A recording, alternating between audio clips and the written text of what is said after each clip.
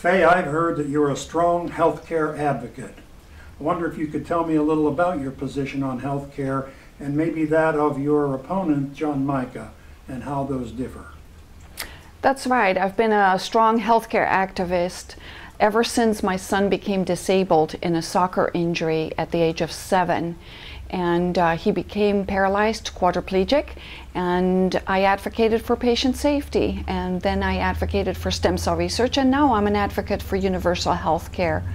And the way the system works right now is we're paying twice as much, but our results are the worst in all of the civilized world. And so we need to go to a universal healthcare system that's a single payer Medicare for all system, which really only has an overhead of 3% compared to the for-profit industry, insurance industry, which has an overhead of 31%. So we have 28 cents out of every dollar available to not only cover everyone that is currently uninsured, but we'll also have savings because according to the New England Journal of Medicine, we will have a $350 billion savings if we went to such a Medicare for all system. And that is according to an article that was published in 2003. So you can imagine how much more that would be in today's dollars. And John Micah actually voted against increasing healthcare coverage for our children. 4 million more children would have been covered had John Micah voted yes on S-chip. But unfortunately, he voted no. So how can we trust him to all of a sudden favor some kind of universal healthcare system? And speaking of John Micah's voting record, how would you evaluate his record as it regards matters that affect average Americans, folks like you and me? Well, the most surprising part of that was finding out how poorly he voted on many of the issues that are most important to the people in this district. And one of the most appalling things was his score of 0% out of 100 with the disabled American veterans. And as I told you before, I have a disabled son, so that really affected me when I found out that he had scored a 0 out of 100. And not only do I have a disabled son, I also have a son-in-law who's currently serving in Iraq. So I am really shocked to find out that John Micah had the nerve to score a 0 out of 100 with the disabled American veterans. Not just once, not just twice, but 3 times in a row in 2003, 2004, and 2005, while we were in the midst of 2 wars. I think most would find that appalling. And that was not the only one that I noticed. I also looked at themiddleclass.org and found out that John Micah had scored an F with themiddleclass.org. Now I know 95% of us like to consider ourselves part of the middle class, so certainly that shows that he has not been representing us. And we also have the longest shoreline in the district. I don't know if people know this, but there are 25 congressional districts in Florida. And this one is the one with the longest shoreline. Not only do we have the longest shoreline, but we also have the beautiful St. Johns River. And so it was very important for me to find out how he did on the environment.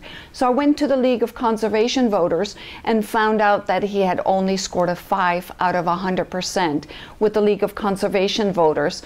And nobody had scored lower. So he was the bottom of the barrel with them. And I'm sure that voters would not want their representative to be scoring that low on the environment because our tourist industry depends on it. So those are the items that I looked at.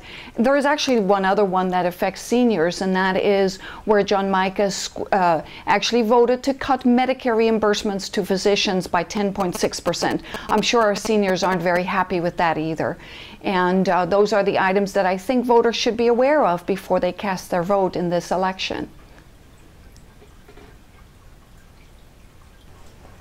Well, I wanted to bring up the headbutting incident because as a videographer and a one-time street reporter, he wouldn't have gotten away with headbutting me. I'm sorry. What do you think about the headbutting? I agree. It was very disgraceful and certainly embarrassing to the voters in the district for him to behave the way he did.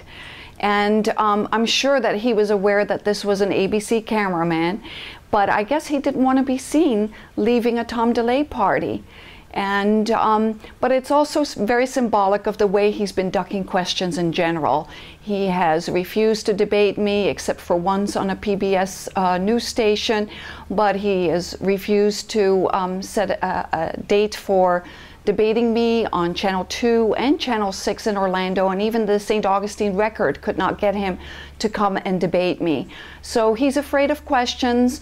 The only times that we appeared together at a candidate forum that wasn't televised, he walked out after his opening statement before any questions could be asked by the organizers or the public. So I guess he doesn't want to be held accountable for his behavior, and certainly the video camera made sure that we have a record of his behavior, and it's not looking pretty for him. Well, everybody's saying that the economy is in the dumpster right now, and I guess a lot of us feel that Congress helped get us there. If they didn't cause it, they didn't prevent it. What would you do differently as an economist to get us out of this economic situation? Well, one of the main problems that we've had here is the blind trust in the free market system. And it's very obvious now that with lack of oversight and regulation, the markets will go wild, and that's exactly what happened. And so what we need is some strong economic fundamentals that are not based on trickle-down economics, but are actually more based on demand-side economics. We need to put that in place so that we can build up our economy. And certainly as an economist, I'm the best person to help navigate us out of our foreclosure crisis, out of our energy crisis, and also out of our financial meltdown. After all, we've lost $2 trillion of our pensions, and we should have been there to protect our seniors and to protect all our citizens from this devastation. And certainly we cannot trust those who were in Washington when this all came about to get us out of this mess. We need new people with new ideas so we can chart a new direction. And that's why I'm on the ballot, and I urge people to vote for me this November so we can make the change that we need. Thank you. Thank you. Thank you very much.